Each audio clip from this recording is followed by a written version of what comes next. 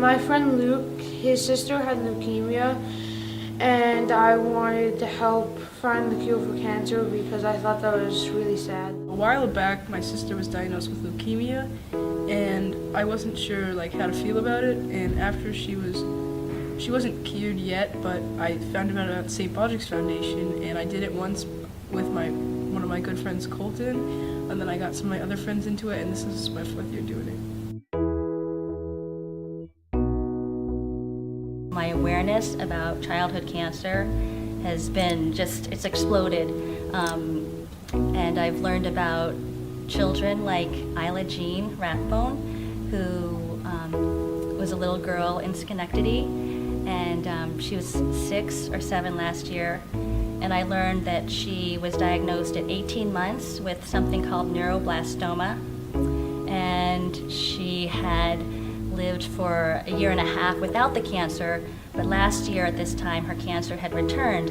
And so when I read about her story, I was amazed at the litany of treatments that she had received. She just countless rounds of chemotherapy and radiation and surgeries, and I really couldn't believe that such a young person could withstand all of those really harsh treatments. And but what also stood out were the pictures of her beautiful blue eyes. There's this picture where she's got this red flower in her hair, and you could see her blue eyes. And so I was drawn to her story. I followed her mom's blog, and I prayed for her every day, and I drew inspiration from her.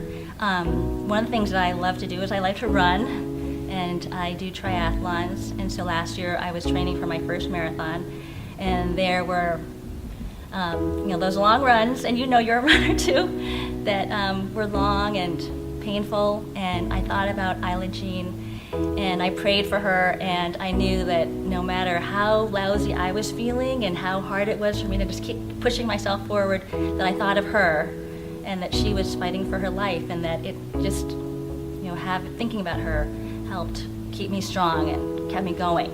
And sadly, she passed away in April of last year. But she came to the event last year to surprise her family and her friends, the team Isla Jean. And you can see the pictures of her, that she's mugging for the camera with her bunny ears behind her friends. And that spirit and that spunkiness of her never giving up has really inspired me. And so I think about her and other kids who are just so courageous, and they just help me be stronger.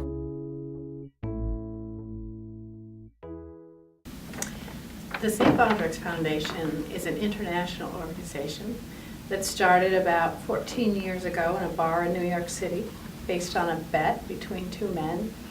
And they were thinking about what happens to children who are diagnosed with pediatric cancer. And they decided to create a foundation to help out those children. And they sort of devised the idea of people shaving their heads in solidarity with children going through that experience. We're really fortunate to live here in the Capital Region because there are groups of people in our wider area that are very impassioned about helping kids with cancer. And because of that, the Capital Region is one of the top fundraisers for the St. Baldrick's Foundation internationally. They have several different salary lines that are covered through St. Baldrick's research grants, and it allows them to work with kids who have particularly unique and complicated forms of cancer.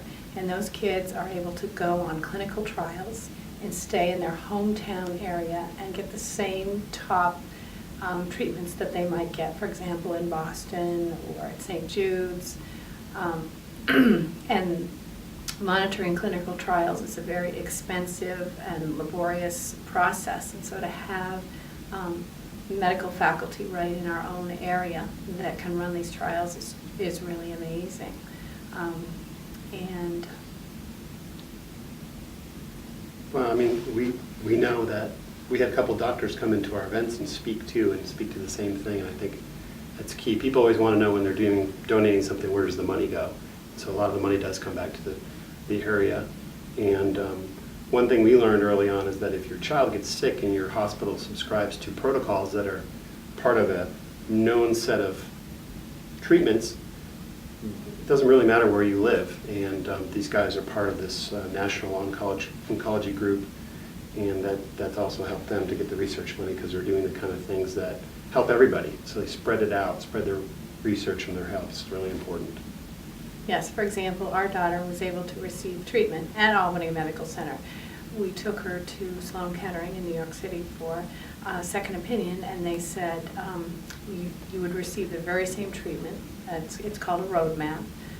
Hers lasted for 3 years, and she would receive the very same treatment here in Albany. And it's partly because of St. Baldrick's that they can treat children with the top and the latest medical treatments available. Very cool. I'll just keep this rolling. If he doesn't stop, you don't say anything. You're gonna keep talking. Yeah. Maybe it's better to have more than less, I guess. Right. Yeah. Okay, so I guess I'll just move on to the next one. How can people in our community get involved? Okay, I'll just start out with that one. Well, the best way to get involved is to sign up to shave your head. And if you do that, what you wind up doing is go out to your friends and family and say, hey, I'm going to shave my head for this foundation. Would you sponsor me? Would you give me $25? Would you give me $50? Whatever. And if you're inspired to do that, the next thing from there is to get a team of people. So you're the captain, and you can get a whole squad of people. We had basketball teams do it, lacrosse teams from this team to do it. Just various people from work and things. You can donate. Anybody can donate. You can go to corporations and ask them to get behind it in a big way. You know, there's different ways they can do it. But probably the biggest thing to get involved is to do the shaving, because even after you do it, even if you raise $25, people are going to ask you, what happened to you? Did you fall asleep in the chair or something? And you can spread the word. Also, each person gets a T-shirt, and you can walk around town, and it helps keep it going. So that's the biggest thing. And most of the people we meet the first time, they're a little bit reluctant. We say, just come by and check it out, because it's pretty inspiring to see many people do this. In fact, the first year I did it, I lost a bet to my son, and he said, I'm pretty sure he wasn't going to do it, but he said, yeah, I'll do it. So I was on the spot and I had to do it. But you see women with shoulder-length hair cutting their hair off, you can't really get too worried about your own look. And it really helps you understand the mission of St. Baldrick's. So coming to an event is probably the #1 thing. Absolutely. We can't really describe to you what the event is like and the inspiration and the emotion that comes from these people shaving their heads in solidarity with what children go through. And I don't think most people are aware until they start learning about St. Baldrick's how there's such little funding for these young people.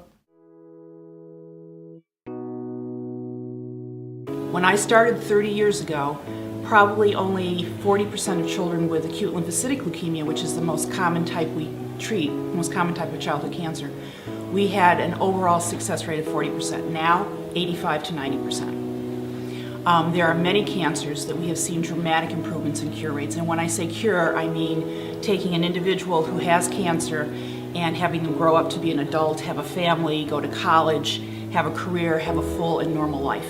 And that's very, very satisfying. And most of that success has come through clinical research trials.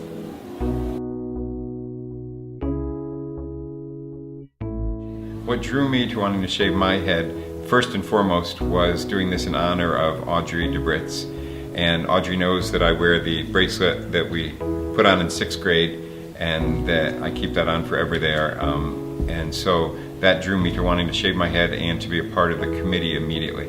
I can make a difference in this act by, first of all, getting my head shaven today and serving as a role model for middle school students about that and about how we can always make our mark and find a way to help others in small and in big ways.